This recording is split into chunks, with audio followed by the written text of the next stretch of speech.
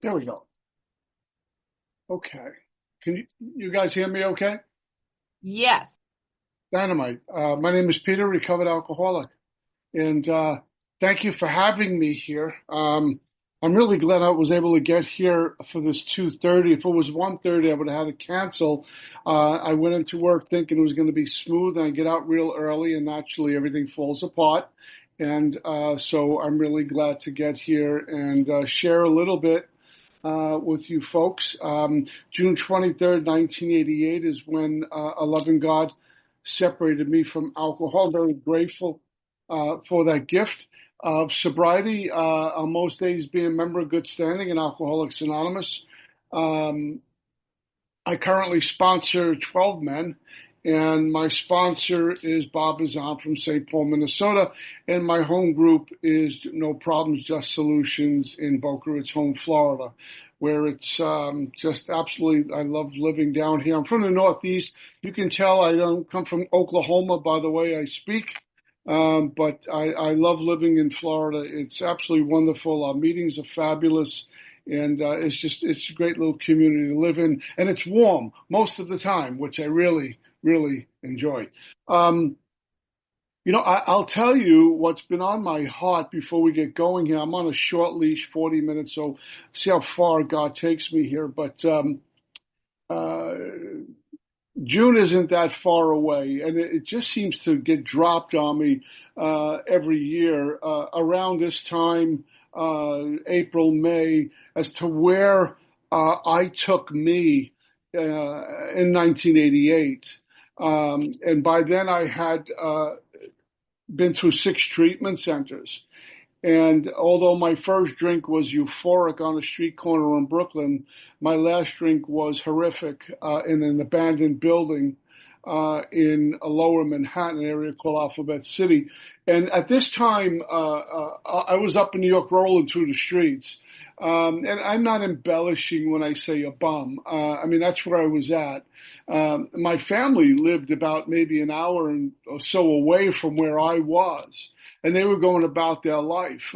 One brother went to California to become an actor, and the other brother, made it on Wall Street. And my dad was still working, and my rest of my family was going about their life. And then there was me. And how I wound up where I wound up is no need to ask why I did. I can point to a lot of things, but what was I going to do about it was the really important question, and I didn't know. But God did, because what I did on June 23rd, 1988, albeit I didn't even know it was the month of June, let alone the 23rd of June, was I got surrendered on that day, where God gave me enough desperation to shut down the ego. It screamed louder than the ego. And I got into a state of what our book talks about, reasonableness. Um, it made me negotiable. And God, at that point, in this plea to God to take me from wherever I was, I don't want to die, were my exact words, I got rocketed into my 7th treatment center. And things had shifted for me internally. And what God did for me, because we live life forward and understand it backwards, I'm sure most of you folks can identify with this. Even before I got into the big book and the steps via a sponsor and had what we call this personality change sufficient to bring about recovery from alcoholism, this merciful God closed the ears to my mind and opened up the ears to my soul. And same thing with the eyes. So I'm seeing and hearing completely different, and I'm completely untreated. I'm sitting in my 7th treatment center. I'm not sponsor material yet. I came and tied my own shoes without a committee meeting. But God did that shift for me so I can hear you. And when H and I would bring the meeting in, I was suddenly attracted to them. And I spent about maybe 2 weeks in Amityville, Long Island, and they sent me out to further treatment in Minnesota to get away from the people, places, and things, which I thought was therapeutic nonsense. It's actually quite real. And they sent me out to Minnesota, and I started to hear at the local meetings. I get in the druggy buggy, and they take me to a local meeting. and I start to hear things again clearer and differently. And I got to tell you, I looked the part of someone who just came in off the street. My brother put some of his clothes together in a broken piece of luggage, which was held together with a black electric tape. That's how I was able to fly to Minnesota. And the clothes my brother gave me were his clothes, so they didn't fit me. Everything was too small. The shoes, the sneakers were too small. I didn't have any winter clothes. And I'm getting on the van and going to meetings, and I look like an idiot. And I knew I did, and I was embarrassed by it. So I would stay in the last row or pinned up against the wall. But in here, in my soul, not my mind, I wanted to get on your team. That kind of bondage comes from one place. That kind of humiliation, that kind of another drunk, another drunk, another drunk comes from one place. It doesn't come from anyone else other than my own mind. The predator, the four-letter word, the thing I need to get as far away from as possible. In fact, quite frankly, today the freedom I seek is not for me, but from me. And so the further I get away from myself, the better. Because when I start to touch this power in here and experience this power in here, I can better see you and hear you and be in touch with what's outside of me. I travel light. And I'm able to, on most days, wear the world like a loose garment. I would love to tell you every day, but when the Yankees lose to the Red Sox, I travel really heavy. It's not a good day for me. But on most days, I get to travel light. So the other thing I've shared this from a million podiums. It's a few years now. Things of really importance, and maybe I'm getting older. Maybe I'm sober. I've seen a few birthdays, and perceptions change, values change, and clarity gets better. And what I realize is this thing called sobriety that was a gift freely given to me out of God's mercy. And the message was delivered to it. The message was delivered by you. Is that no matter how much inventory I write, no matter how many meetings I go to, no matter how much knowledge I acquire, no matter who my sponsor is, and I work with all those things, my sobriety is still hanging from a thread. For one reason, I still have a mind and a thought life that creates my current reality, and that's not good. My mind is trying to infiltrate everything. So I get to, and I really need to do all those things. They're vital for this spiritual walk, for this soulful journey. And I need to continue to go to any lengths to get my soul food. Whether it's hearing a speaker, doing another inventory, spending time with God, communing with God, going to church, whatever it is, I need that kind of ammunition to combat this mind which wants to get in. And the thing about this mind, it'll get me where I think I'm doing really well. That's how it'll get in. So I need you. I need my God. I need my AA. Quite frankly, if not just as much when I was new, probably more. Because if anyone's been in here a while, you know, we acquire stuff. We get stuff. Like a relationship or a marriage and children, and some of us able to make some money and get the AA car. I remember my first AA car was a moving violation that went from 0 to 60 in 2 weeks. It was one of those things. You know, we get stuff, and that can become paramount. That can be more important. I start to worship that rather than my God. I start to turn into me for an answer rather than going to God. And so my solution today becomes tomorrow's problem. And suddenly I'm drifting away from you. So I've often had to take a look at where I am with step one. Have I drifted away from step one and the need for power?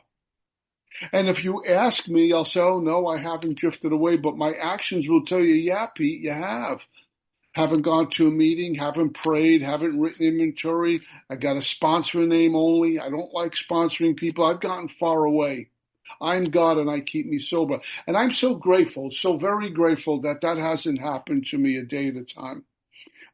Picking up a drink at 14 years old, back in good old Brooklyn, New York. I see a buddy of mine out here that I sponsor from the same neighborhood. We grew up in the same neighborhood in Brooklyn. If anyone remembers the movie with John Travolta, Saturday Night Fever, that's where I grew up. As you can tell, the hair hasn't changed since then. But as I get old, I'm grateful to have hair. Let's put it that way. But it was interesting back, I remember middle, late 60s. Um, it was a cool time. We had a lot of problems going on in the country back then, but there was something very cool about the middle, late 60s. And quite frankly, it was rock and roll, Motown, it was music, it was Woodstock, it was hippies, and everything was okay. And it seemed like the rest of the world couldn't get along. And I loved all of it. I was very attracted to it. Being a musician, I wanted to be like that. And what we did in Brooklyn was we hung out on street corners at night. And you get all dressed up, have no money in your pocket just to go to the street corner and just hang out until it was time to go home. That was a hot Friday night. And in the summertime, when school was out, there'd be a bunch of guys and girls hanging out. If not, you were in the schoolyard and they were drinking beer. And I liked the effect being produced on them by drinking beer, and I wanted that. Because what was going on inside of me with all the accolades I was getting from my music, what was going on inside of me was not good. And we often talk in AA about being fear-based and insecure. That's putting it mildly. If I look back on it now, I felt I was vibrating all the time. You know, when you're talking to someone and that other voice says, that was stupid, you shouldn't have said that. If you don't say something, that voice says you should have said something. And when I finally do open up my mouth, I can hear myself talking. I'm telling myself what an idiot I am. This is how I'm going around. It was real difficult to have healthy relationships with people. And shortly before my first drunk, I lost my mom. She took her own life. She was one of us, never found AA. Found a lot of psychiatrists and doctors who medicated her.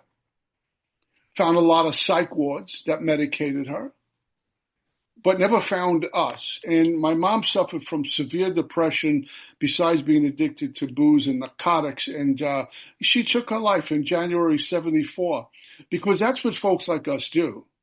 That's the solution. And I found myself, before I got sober, living in a flea bag motel in Staten Island, New York, eating a whole bunch of pills and wanted to get out. Because I knew this whole thing was a mistake, this life I was given. I'm not going to make it. Anything I touch falls apart. I'm not like my friends who were excited about going off to college. I'm not like my friends who talked about they want to meet someone and raise a family. It sounded good. They already had career paths in high school. It sounded really attractive, but I can't do this. I don't know how to do this. I'm so afraid. I was afraid of life. I got to tell you, the guy who walked into Alcoholics Anonymous at 28 years old was that 14-year-old kid. And because I was physically sober didn't mean I had matured at all. I was still looking at life from the mind. That was the filter. As a 14-year-old, I heard, I spoke, and I behaved. As a 14-year-old, while I'm making meetings at 28, I just fronted better. I pretended better. But I had no living skills. And it's something I had to learn because I'm physically sober. It doesn't mean I can do life successfully now. With all the tools I've been given and all the experience I've had, it's still a day at a time where I screw it up. I just sometimes get messy. And sometimes I'm causing a traffic jam and I'm the only guy on the highway. You see, I get my own way sometimes. But thank the good Lord for AA, good sponsorship, and a God that I travel light on most days. My first drunk was Colt 45 beer on a street corner, and I got as happy as one could be. It was euphoric. I had no problems at that night. I was like a cross between Al Pacino meets Snoop Dogg. I mean, I was just groovy that night. And I wasn't thinking about my mom and her dying, or this guy who I was terribly afraid of. I called him Dad.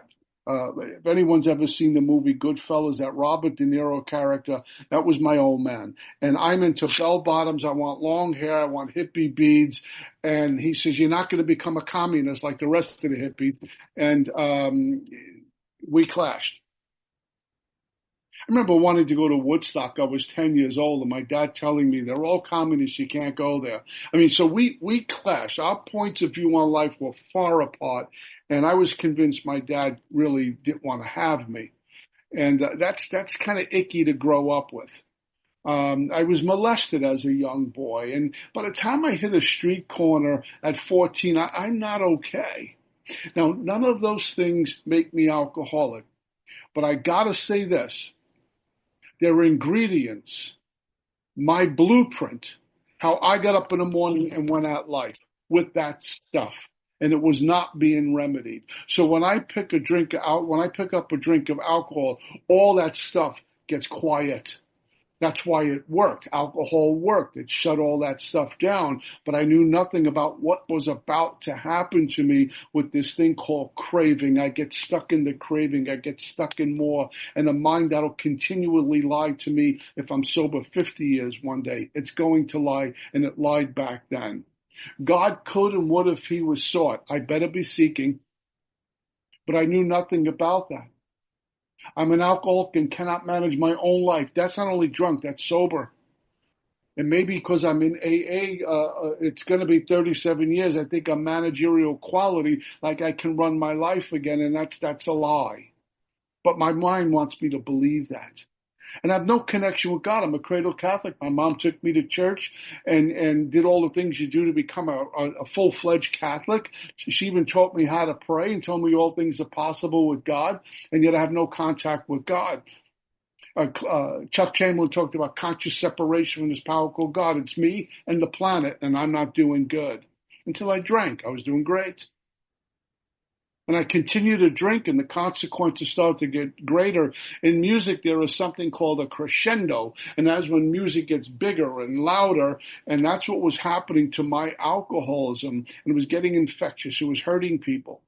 Um, by the time I get to my fifth treatment center, I am now not only addicted to alcohol and Valium, but I'm also addicted to narcotics. So I got the trifecta going on, and I can't get out. Now, I know only an alcoholic would get this, and Al-Anon watches it, and civilians don't get it, but we lived it. Glued to a bar stool.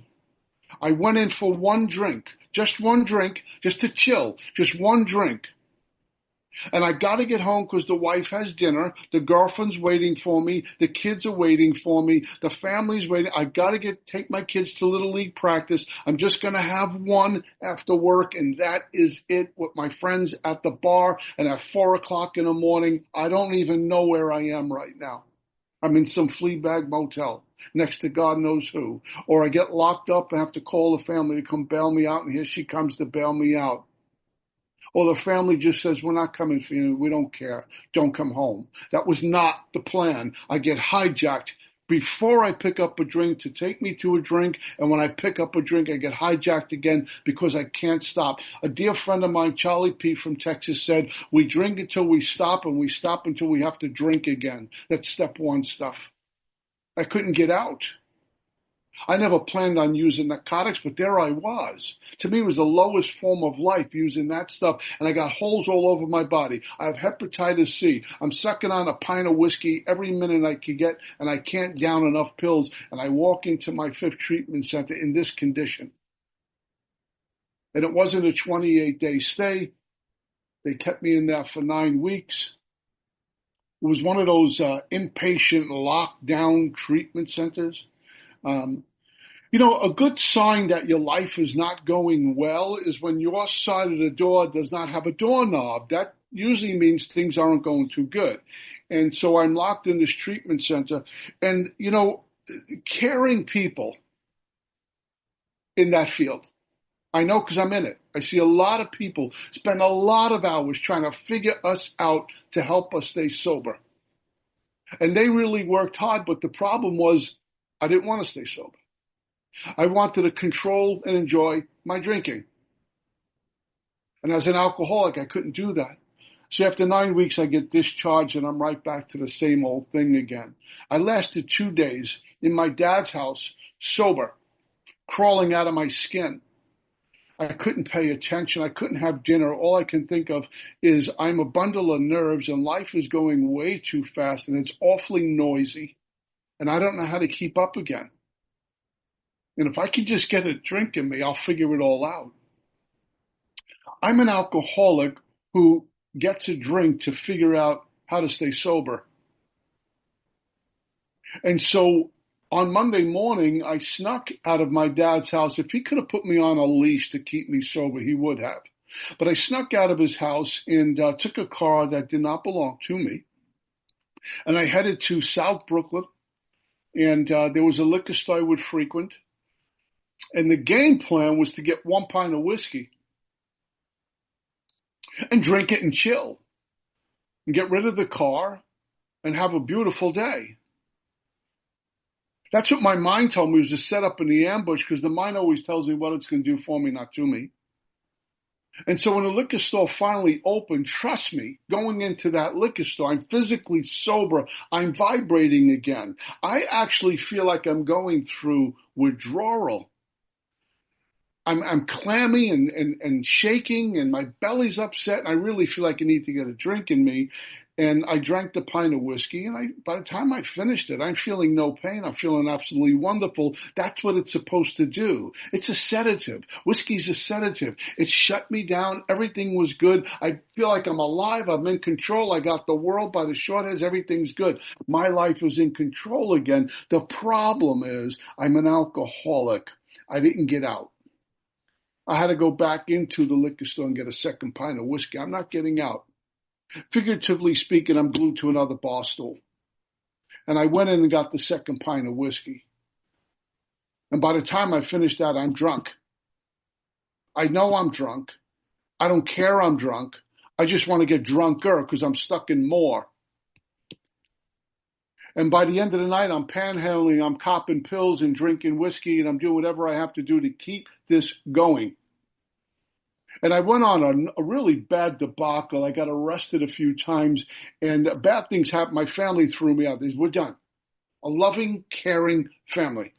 My grandmother, who would have taken all of us in and made pasta for everyone on a moment's notice, told me, you can't come here anymore.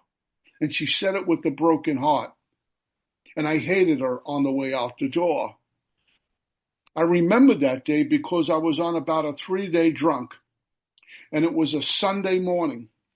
And I made my way back from lower Manhattan to where my grandparents lived. And I'm embarrassed to tell you this. I was going in there to steal because they had money lying around the house and a lot of jewelry. This I knew. And there was a back door in the backyard that for years when I grew up there, the lock never worked, but no one worried about it because it was safe. It was never fixed, and I knew that. You jiggle the lock and you get in. And so that's where I went to. And I get there on a Sunday morning, I sneak in the backyard and I'm jiggling the lock and the door opens and it's my grandmother, who's really startled seeing me as I was startled seeing her. She was supposed to be in church with my grandfather on Sunday morning. That's where they went. I figured the coast was clear. But my grandfather happened to be sick, and so they decided to stay home. And she was taking care of him. And she let me in for about 5 minutes, says, you can't come back here anymore. And out the door I went. Another busted relationship because of something that owned me called alcoholism. I will pay any price tomorrow to see comfort right now, even in sobriety. This thing that I have gets life by devouring mine. That's what it does.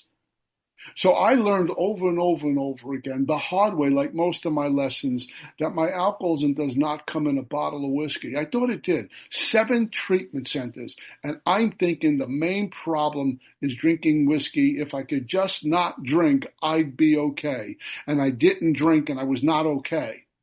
I'm a real alcoholic, the guy on page 21. No better, no less, and I don't expect anyone else to have my experience. I was going to meetings and not drinking and wanted to drink every second. And thank God for a God and a sponsor who got me active in our beautiful big book, and I start to get away, far away from me. Page 62 talks about, that's my job, get away from me, the death of self before the death. Painful, that's uncomfortable. But that's what I needed. I can't speak for anyone else in the room tonight, but that's what I needed. I had sponsors who were incredibly rigid with me at the beginning because I was so undisciplined. And so I'm on the streets after my 5th treatment center and consumed with me. And when I got sober in 1988, I'm still consumed with me. And when I'm consumed with me, it quite frankly means I'm in pain, I'm suffering, I'm in bondage, and I forfeit every invitation that God's offering me for a better way. I can't hear it, I can't see it. And I landed in my sixth treatment center and I walked out after 36 hours. I'm convinced I'm better off dying. There's no way I'm getting out. No one wants anything to do with me. Now, I want to share this. I wasn't the violent guy like I'm going to beat you up. That's not why they threw me out. I wasn't a guy who ran around with guns and weapons. That's not my story. They just knew the heartbreak when I show up. They just knew that anything that wasn't nailed down was going out the door with me. And, you know, the less they saw me, the more they can get on with their life. When I got sober, I had many conversations about those days with my two brothers and my younger brothers and my dad, who really saw all of it, or most of it. And they said, my brother said, I'm so angry with you that you just couldn't flip the switch and get sober. And I thought you were a coward. I thought you were weak.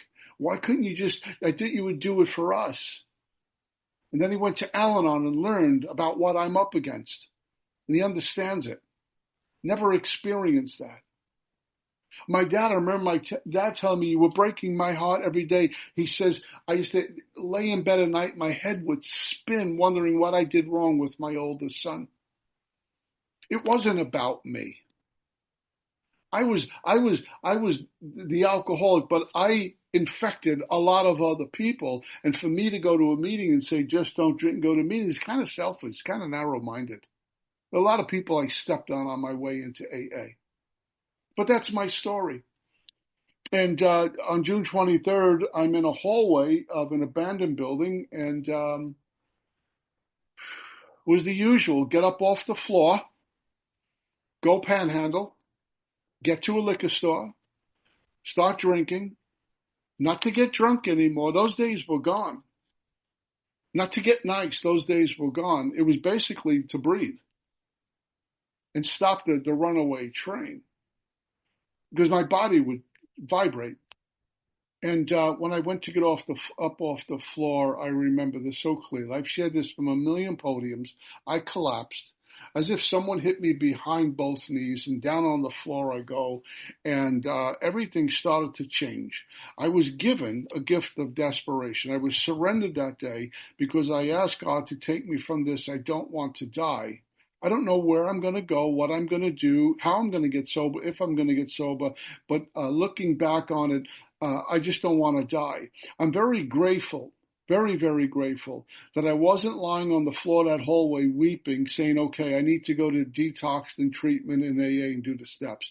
Because me being me, I'm running my life again. I don't know what to do. I just don't want to die. And later that day, my dad, who was in a place called Atlantic City, New Jersey, was awakened out of a sleep at around 2 or 2:30 in the morning, and he had this intuitive thought to come look for me. And he found me later that day standing on a street corner. We hadn't seen each other in a while. And there were times I didn't want to see him because I knew he hated me and I didn't like him, so further away the better, until this particular day when he found me on a street corner. And I collapsed in his arms when he got to me. And I know this sounds terribly silly and terribly lame, but I was 28 years old. And when I collapsed in my dad's arms and he was holding me up, literally holding me up, it was over. I remember feeling so safe. My dad was a tough guy, an alpha male. He was a good protector. And I remember feeling, I'm 28 years old, I feel like a 10-year-old kid, and dad's going to fight for me here. And off I went to my 7th treatment center. And I'll tell you, 10 days in there and I'm still thirsty.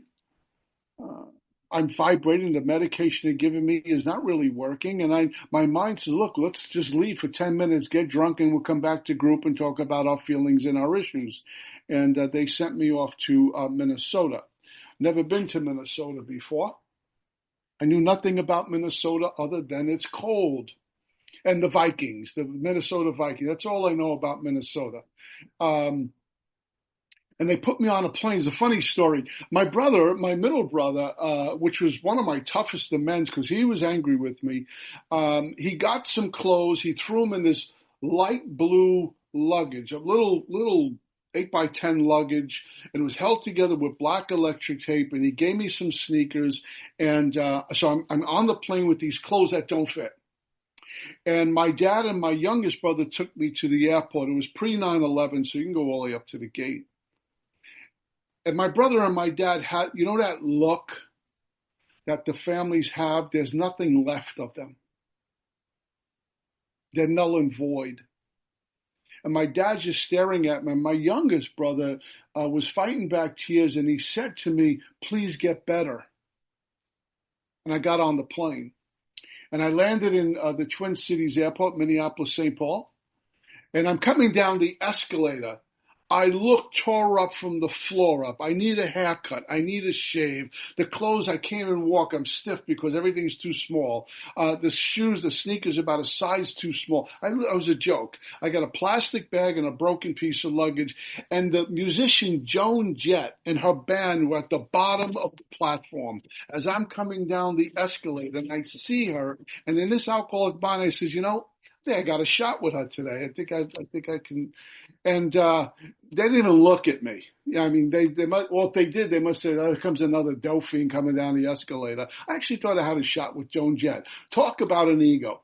And the druggy buggy was waiting outside of me. She had the sign, and off I went. And I lived out there for a year. And I have about 8 minutes to go. So I live out there in Minnesota, and I hear the message from the meeting called the Three Legacies meeting. I get invited back to Brooklyn by my dad, and by then I had a little support group in Minnesota. I wasn't sure if I wanted to come home, and I did.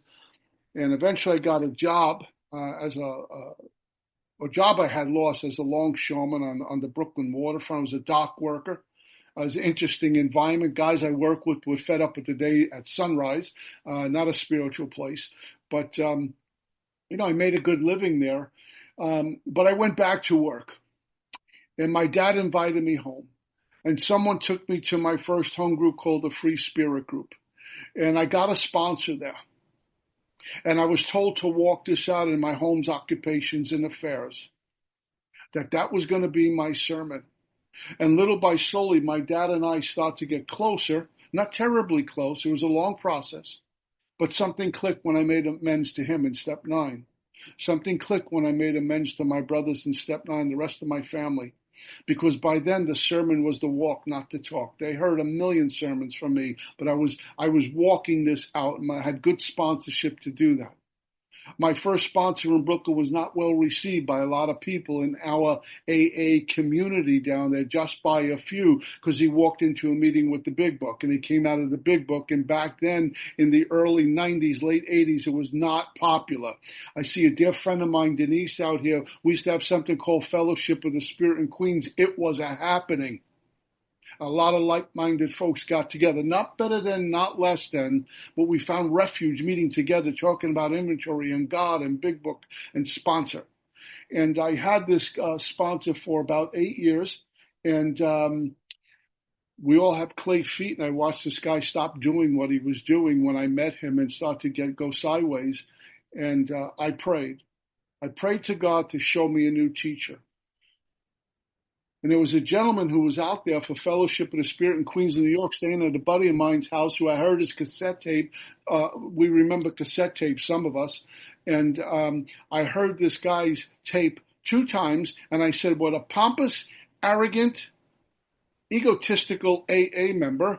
And then I put it in the 3rd time because something was drawing back to it. And I says, I think I love this man. He's got to sponsor me. And that gentleman happened to be Mark Houston, who turned my life around. My first sponsor was wonderful. I missed that son of a gun often. And through him, I was able to get close to his sponsor and some other folks. And my life changed. I got 5 minutes left. So it's been a while since my first AA birthday. 3 years ago, I got married to the love of my life, which was I did an active service. I took a commitment to speak in a town called Bellingham, Washington, to go carry a message, and I came home with the wife. AA works all the time. Um, so we're going to be married 3 years in April. She's like-minded. She's sober almost as long as I am. Her sponsor's my hero, Polly Pistol. And when we met, we realized we both love the Carpenter, we both love AA, and we both love music. And it's been a wonderful journey. I buried my dad going on 2 years ago. July will be 2 years. I lost a hero and someone that I can trust with my life. And I watched him get sicker and sicker and sicker and pass. And because of Alcoholics Anonymous, and under the guidance of my current sponsor, Bob out of Minnesota, said, you go there and you take these principles there, you be there for your family. You pray with them, you console them, you be there. You'll find time to weep and you'll find time to go through your grieving, but you're going to be there for your wife and everyone else and your brothers. And that's what I was able to do. Thank you, God, and AA. And I did that with head up and shoulder square with incredibly heavy heart. And about 2 weeks or 3 weeks after we buried him, it fell apart.